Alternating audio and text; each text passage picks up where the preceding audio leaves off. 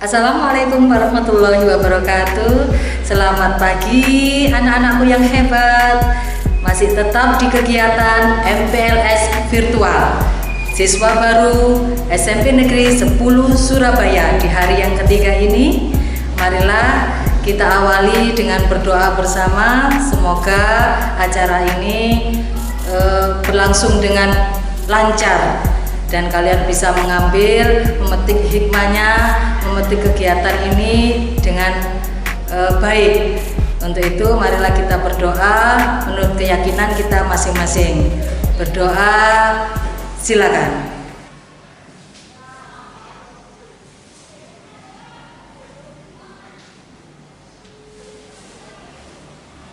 Berdoa selesai. Kali ini ada 2 materi yang bisa kalian laksanakan bersama. Kemudian nanti kalian bisa mengikuti kegiatan penutupan MPLS virtual Siswa Baru SMP Negeri 10 Surabaya tahun pelajaran 2020-2021.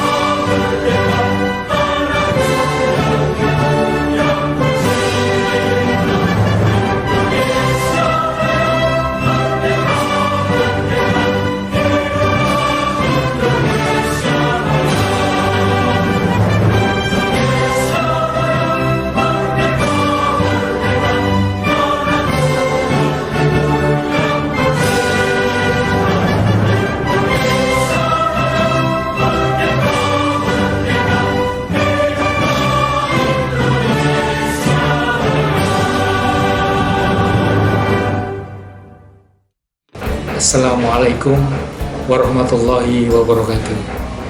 Selamat pagi, salam sejahtera bagi kita semua. Pertama saya perkenalkan, nama saya Bapak Sumantri. Biasa kalau di sekolah dipanggil Pak Mantri anak-anak. Tapi Pak Mantri ini bukan Pak Mantri yang pernah kamu kenal, tukang suntik atau tukang sunat. Tapi Pak Mantri di SMP Negeri 10 ini nanti akan memberikan materi pelajaran pada kalian adalah materi pelajaran seni budaya. Di SMP Negeri 10 ini anak-anak, saya kebetulan diberi tugas oleh Bapak Kepala Sekolah sebagai staf kesiswaan. Anak-anakku yang saya banggakan, sebelumnya saya mengucapkan kepada kalian selamat sebagai siswa kelas 7 yang baru di SMP Negeri 10 Surabaya ini. Mudah-mudahan selama nantinya kalian berada di SMP Negeri 10 ini, apa yang diberikan oleh Bapak Ibu Guru berupa ilmu, baik itu ilmu teori maupun ilmu praktek, kiranya nantinya dapat bermanfaat bagi kalian semua untuk nantinya mungkin bisa dipraktekkan, bisa dikembangkan ke jenjang yang lebih tinggi nantinya.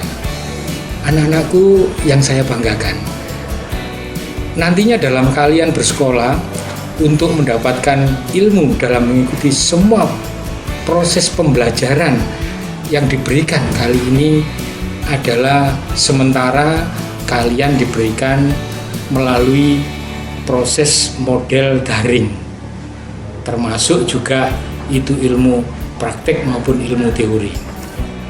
Kemungkinan anak-anak saat nanti kita akan memasuki era normal, proses pembelajaran di SMP Negeri 10 ini kiranya ada 2 kegiatan pembelajaran yang perlu kamu ketahui.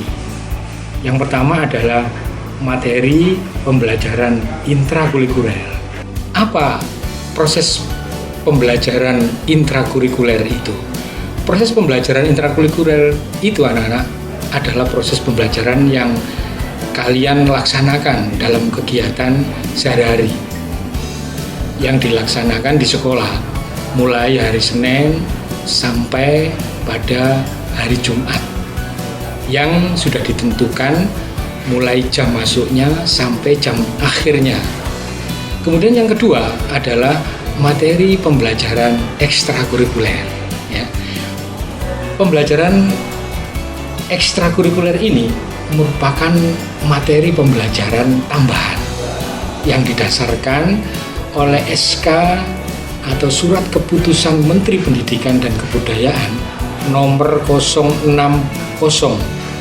garing U garing tahun 1993 atau nomor 080 garing U garing tahun 1993 tentang kegiatan belajar ekstrakurikuler, yaitu kegiatan yang dilaksanakan di luar jam pelajaran sekolah anak-anak, yang tercantum susunan program sesuai dengan kebutuhan sekolah dan dirancang secara khusus. Ini semua anak-anakku agar siswa dapat memperkaya dan kiranya dapat memperluas tambahan pengetahuan, keterampilan, dan membantu untuk membentuk karakter kalian dalam hidup yang berdisiplin tinggi dan mandiri nantinya hidup di masyarakat. Adapun kegiatan ekstrakurikuler yang diadakan di SMP Negeri 10 ini, mengingat bahwa kegiatan ekstrakurikuler itu di luar jam sekolah, ya, itu tidak bisa SMP Negeri 10 ini menampung kegiatan ekstrakurikuler yang sifatnya memerlukan fasilitas yang luas. Karena mengingat bahwa SMP Negeri 10 ini kondisi daripada fasilitasnya sedemikian rupa, sehingga kegiatan ekstrakurikuler di SMP Negeri 10 ini ada yang dilaksanakan di dalam sekolah, ada juga yang dilaksanakan di luar sekolah. Adapun kegiatan ekstrakurikuler yang ada di SMP Negeri 10 Surabaya ini antara lain, yang pertama, ada kegiatan ekstrakurikuler yang bersifat wajib untuk dilaksanakan oleh siswa kelas 7 anak-anak. Itu dilaksanakan pada hari Sabtu pagi, yaitu kegiatan ekstrakurikuler pramuka. Nah, kegiatan ekstrakurikuler pramuka ini sudah dirancang sedemikian rupa dan terprogram, yang nantinya kegiatan ekstrakurikuler pramuka ini nantinya dia akan diberikan nilai di dalam rapot kalian. Nah, tentunya kegiatan ekstrakurikuler pramuka ini ada yang membina. Siapa itu? Yang membina adalah Bapak Sudarmajid dan Bapak Eko Nur Aprilianto. Nah, kemudian yang kedua, ada kegiatan ekstrakurikuler pilihan anak-anak. Antara lain, yang pertama adalah Paskibraka. Ini biasanya dipimpin atau dibina oleh Bapak M. Febi Sukmaer. Kemudian kegiatan ekstrakurikuler yang kedua adalah PMR. PMR ini adalah kepanjangan dari Palang Merah Remaja yang dibina oleh Bintan Faini Rahyana. Kemudian ada beberapa kegiatan ekstrakurikuler yang berupa bentuk kegiatan ekstrakurikuler seni. Antara lain di SMP Negeri 10 ini ada ekstrakurikuler seni tari. Nantinya akan dibina oleh Ibu Farisa. Kemudian ada kegiatan ekstrakurikuler seni musik yang berupa paduan suara yang akan dibina oleh Ibu Putri Pertiwi dan Aditya Mahlinda. Kemudian ada lagi seni hadra. Seni hadra ini akan dipandu oleh Bapak Pandu Rahmatullah. Kemudian ada ekstrakurikuler seni lukis yang akan dipandu oleh Ainun Masfufa dan nanti akan dibina oleh Bapak Sumantri, saya sendiri. Kemudian ada kegiatan ekstrakurikuler yang berhubungan dengan olahraga, antara lain berupa karate yang akan dibina oleh Bapak Ariful Hakim. Kemudian ada lagi kegiatan ekstrakurikuler sepak bola yang akan dibina oleh Bapak Jupri. Ya. Di lain tempat ada kegiatan ekstrakurikuler yang berhubungan dengan kegiatan seni dan olahraga, antara lain seni bela diri pencak silat yang nantinya akan dibina oleh Bapak Dian Haryanto. Kemudian ada lagi kegiatan olahraga karate yang dibina oleh Bapak Ariful Hakim. Kemudian bola basket oleh Bapak Rian Fernando. Dan yang terakhir adalah kegiatan olahraga ekstrakurikuler sepak bola oleh Bapak Muhammad Jupri Effendi. Demikian anak-anakku, kegiatan ekstrakurikuler yang ada di SMP Negeri 10. Mudah-mudahan setelah kalian masuk menjadi siswa SMP Negeri 10, kalian dapat memilih kegiatan ekstrakurikuler yang telah diwajibkan oleh sekolah dan memilih kegiatan ekstrakurikuler yang bisa kalian pilih menurut apa yang kamu dapat, yang kamu senangi, untuk nantinya bisa kalian mengembangkan daripada kegiatan itu di masyarakat. Demikian saya akhiri sambutan saya dan saya ucapkan terima kasih. Wassalamualaikum warahmatullahi wabarakatuh. Gerakan Pramuka Praja Muda Karana sebagai siap gerak cabut gerak gerak ABC anak mau lewat kalau lari kasih nanti kami dobrak kita beraksi mari kita nyanyikan sebuah lagu tentang kemenangan kepada seluruh peserta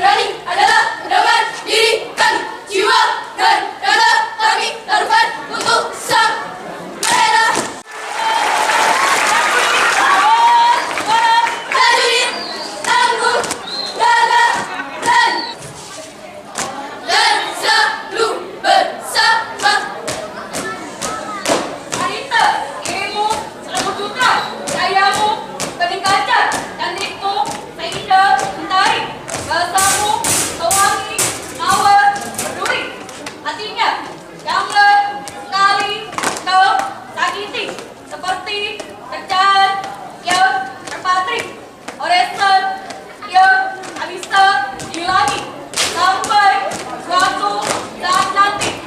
Wanita tunjukkan pesona Agneta sebagai wanita yang merasa hatimu sebagai insan bermata. Baik, kau prajuritku.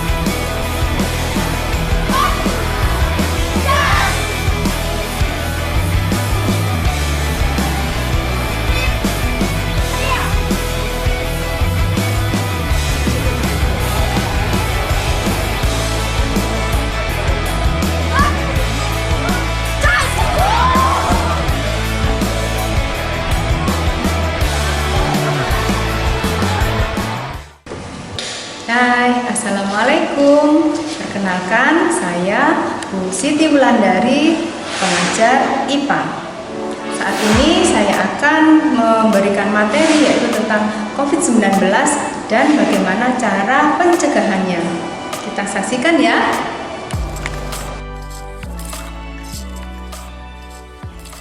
Baiklah, mari kita belajar tentang COVID-19. Apa itu COVID-19? Yaitu singkatan dari Coronavirus Disease 2019 atau yang disingkat dengan COVID-19, suatu penyakit baru yang dapat menyebabkan gangguan pernapasan dan radang paru, disebabkan oleh Severe Acute Respiratory Syndrome Coronavirus 2. Ini adalah jenis virusnya, ya. Kemudian gejala klinis yang muncul ini sangat beragam, mulai dari gejala flu biasa seperti batuk pilek, nyeri tenggorokan, nyeri otot, sakit kepala, sampai yang berkomplikasi berat yaitu pneumonia atau sepsis. Gejala dari COVID-19 ini bagaimana ya? Nah, kita lihat video berikut. Setelah ditetapkan sebagai pandemi oleh Badan Kesehatan Dunia atau WHO, kita perlu mengetahui apa saja gejala seseorang terjangkit penyakit COVID-19. Seperti apakah gejala penyakit ini dan apa yang membedakannya dengan penyakit influenza? Dibaca di internet gitu, mungkin gejalanya itu kayak gejala flu, gejala batuk, cuman mungkin demamnya lebih tinggi. Oh, gejala-gejalanya sih kayak ringan aja, seperti kayak flu, batuk, sama sakit-sakit tenggorokan gitu. Gejala-gejalanya itu ya seperti kita gejala masuk angin, mau pilek gitu. COVID-19 telah ditetapkan Badan Kesehatan Dunia atau WHO sebagai penyakit pandemik atau penyakit yang persebarannya sudah ke berbagai negara. Namun demikian, belum semua masyarakat di Indonesia mengetahui pasti gejala-gejala saat tubuh mulai terinfeksi virus corona. Dokter spesialis penyakit dalam Germetsing menjelaskan bahwa untuk mengetahui apakah manusia positif terjangkit virus corona diperlukan sejumlah rangkaian tes. Namun demikian, penyakit ini memiliki gejala awal yang mirip seperti penyakit influenza atau penyakit yang sudah dipahami masyarakat, antara lain demam, sakit tenggorokan dan batuk yang akan reda selama 5 atau 6 hari. Sementara pada COVID-19, gejala akan berlanjut hingga lebih dari 10 hari dan diikuti dengan gejala lain. Gejala penyakit mirip dengan gejala influenza, ya. Itu ada periode-periode nanti berbagai gejala akan bermunculan, ya, bertahap. Gejala awal adalah sakit tenggorokan, ya, kira-kira 1 sampai hari ketiga, ya. Kemudian mulai hari keempat nanti baru mulai ada keluhan batuk, ya, badannya agak mulai sedikit hangat, ya. Kemudian bisa juga nanti disertai dengan keluhan diare, ya, kemudian sakit kepala, baru nanti tiap harinya akan berlanjut. Selain itu, Germet juga menjelaskan bahwa suhu tubuh manusia akan selalu lebih tinggi dari rentang suhu 36 hingga 37 derajat Celcius jika terinfeksi virus apapun termasuk corona. Dan gejala-gejala yang muncul di setiap tubuh yang terinfeksi virus corona pun bisa berbeda, tergantung daya tahan atau imunitas tubuh manusia. Sehingga bagi masyarakat yang mengalami gejala-gejala tersebut sebaiknya mengambil langkah medis, terutama setelah melakukan kegiatan yang memiliki potensi sebaran virus corona. Itu harus diisolasikan, ya. Diisolasikan kalau keluhannya masih ringan bisa diisolasikan sendiri aja, isolasikan di rumah, ya. Artinya tidak berpergian kemanapun, ya, selama 14 hari. Ya. Namun apabila dalam jangkauan waktu 14 hari ini pasiennya demamnya makin tinggi, ya, ada keluhan sesak napas, nah itu harus segera berobat atau mencari pertolongan ke rumah sakit terdekat. Germetsing juga menyarankan bahwa masyarakat harus menerapkan pola hidup sehat, seperti banyak mengkonsumsi buah dan sayur, serta olahraga teratur, agar tubuh tidak mudah terinfeksi virus corona. Nesa Yuniza, Fikri Adin, Jakarta. Nah, itu tadi adalah videonya. Bagaimana COVID-19 ini menular? Nah, ini ya. Bahwa dalam suatu penelitian metode penyebaran utama penyakit ini adalah melalui droplet, ya, dan kontak dekat dengan penderita. Droplet ini merupakan partikel kecil dari mulut penderita yang mengandung virus yang dihasilkan pada saat batuk bersin atau berbicara. Ya, dan ini bisa melewati sampai dengan jarak 1 meter dari penderitanya. Droplet ini menempel pada pakaian atau benda di sekitar penderita pada saat batuk atau bersin. Namun partikel droplet cukup besar sehingga tidak bertahan atau mengendap di udara dalam waktu yang lama. Untuk itu kita harus menggunakan masker kain untuk menutupi hidung dan mulut untuk mencegah penyebaran droplet ini. Nah, bagaimana melindungi diri kita dari COVID-19?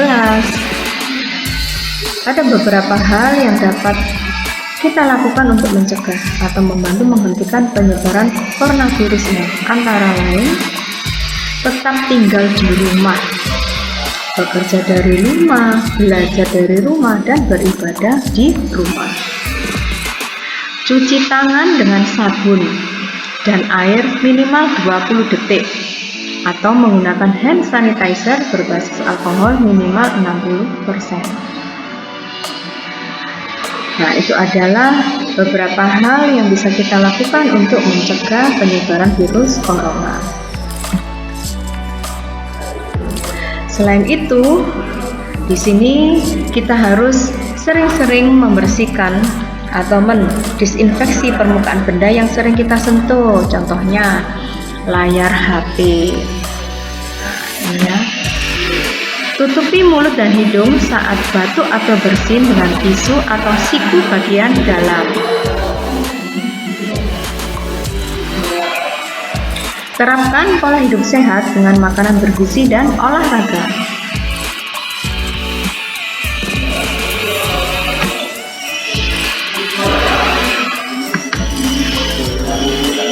Dan hal yang tidak boleh kita lakukan adalah bepergian keluar rumah untuk hal yang tidak penting. Berada di dekat orang yang sedang sakit, batuk atau bersin. Menyentuh mata, hidung, atau mulut dengan telapak tangan. Tidak menggunakan masker. Ini tadi materi tentang COVID-19 dan bagaimana cara pencegahannya. Bagaimana tentang COVID-19 dan cara pencegahannya? Nah, diterapkan ya di rumah supaya kita betul-betul terhindar dari COVID-19 ini. Demikian yang bisa Bu Wulan sampaikan. Sampai jumpa. Assalamualaikum warahmatullahi wabarakatuh. Anak-anakku sekalian, tidak terasa 3 hari sudah kita lewati dalam kegiatan layanan orientasi siswa atau kita kenal juga dengan masa perkenalan kegiatan sekolah atau layanan sekolah. Sehingga kalian saya yakin sudah mengenal siapa Bapak Ibu guru yang akan mengajar kalian nanti. Hanya saja memang harus kita pahami, untuk kali ini kalian tidak bisa serta-merta ketemu Bapak Ibu guru dulu, karena kita memang harus belajar dari rumah dulu. Tetapi di sekolah kita SMP Negeri 10, tidak usah khawatir. Meskipun kita belajar di rumah, kita punya kelas masing-masing yang kita kenal dengan kelas virtual. Jadi kalian yang 7A sudah punya kelas 7A yang menggunakan aplikasi Teams. Di dalamnya ada Note, kemudian di dalamnya kita bisa memanfaatkan semua aplikasi yang dibikin oleh Microsoft secara gratis. Nah, oleh karena itu anak-anakku sekalian, manfaatkan itu. Akun yang sudah diberikan oleh Bapak Ibu wali kelas kalian itu manfaatkan. Jadi patokan kalian setiap hari kalau masuk kemana? Ya ke akun Teams-nya itu. Jadi akan lebih bagus kalau kalian kemudian kalau gawainya mumpuni menggunakan Teams yang berbasis Android, bukan yang berbasis web atau berbasis browser, maka akan luas anakku sekalian.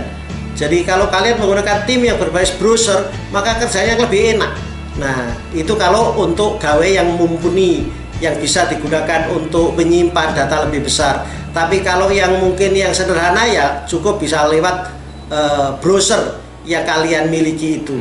Nah, dari sana maka secara otomatis begitu kalian sudah mengaktifkan, sudah menggunakan akun Microsoft itu, maka di HP-mu juga secara otomatis akan masuk yang namanya semua aplikasi Microsoft itu secara gratis. Jadi mulai dari Outlook, maka di dalam sudah pasti bisa dimanfaatkan. Kemudian Word, Excel, PowerPoint, kemudian Teams, dan yang lain-lain. Semua aplikasi Microsoft itu bisa dimanfaatkan dengan baik. Dan satu hal yang harus kalian syukuri, kalian masuk ke sekolah SMP Negeri 10 itu sekolah yang berbasis IT. Kalau ada waktu luang silahkan kunjungi laman SMP Negeri 10 atau yang kamu sebut situs. Kita punya 2 laman. Yang satu dengan alamat www, kalau bahasa Inggris, jadi bahasa Indonesianya www.smpn10surabaya atau .sch.id. Itu yang satu. Satunya lagi bisa ditengok www.smpn10sby.sch.id. Jadi kalian bisa cek. Insya Allah hanya SMP Negeri 10 yang punya 2 laman sekaligus dan beriringan berjalan sama-sama. Mungkin kalian akan tanya, kenapa kok begitu Pak? Iya, karena yang satu laman yang dengan domain SMPN 10 Surabaya itu gandeng dengan akunmu Microsoft Office. Dan sebentar lagi yang domain SMPN 10sb.sch.id itu nanti kalian juga akan mendapatkan akun yang baru, yaitu yang kita kenal dengan GSE atau Google Suite for Education. Nah, jadi kita nanti punya 2 platform untuk pembelajaran virtual saat ini, dan kalau nanti sudah masuk, dua-duanya itu memang sebagai alamat kita untuk semua kegiatan kita ditampung di akun yang kalian miliki. Tidak usah khawatir, karena di akunmu Microsoft kalian bisa mempunyai penyimpanan dengan kebesaran 1 tera paling tidak. Jadi kamu bisa bayangkan 1 tera itu kalau untuk nyimpen data saja sekolah sampai lulus nanti tidak akan habis. Nah, itu gambarannya begitu. Jadi sangat menguntungkan anakku sekalian, dan alhamdulillah itu kita miliki domain SMPN 10 Surabaya. Nah, jadi anakku sekalian, memang itu tantangan kita. Kalian yang baru berpindah dari jenjang SD masuk ke jenjang SMP, maka kalian langsung dikenalkan dengan kehidupan belajar jarak jauh atau kehidupan belajar yang tidak tatap muka langsung. Pada dasarnya sebenarnya sama, ketika gurumu kemudian melakukan video conference melalui Teams itu, kalian pun bisa bertatap muka dengan gurumu. Kalau toh nanti menggunakan GSE, menggunakan seperti ketika pembukaan 3 hari yang lalu, itu menggunakan Google Meet, nanti juga sama. Kita juga bisa ketemu melalui Google Meet. Dan itu semuanya disediakan oleh sekolah sebagai bentuk apresiasi kami, karena kami mendapatkan murid-murid yang hebat seperti kalian semua itu. Jadi selamat bergabung di sekolahnya orang-orang hebat, SMP Negeri 10 Surabaya, dengan dukungan IT secara total. Insya Allah kalian akan menjadi anak-anak super hebat yang ke depan akan menjadi pemimpin-pemimpin dan pemuka-pemuka, penguasa-penguasa negara kita, Republik Indonesia. Terima kasih. Assalamualaikum warahmatullahi wabarakatuh. Baiklah anak-anak peserta MPLS, marilah kita bersama-sama menyanyikan lagu Bagimu Negeri Ciptaan Kusbini.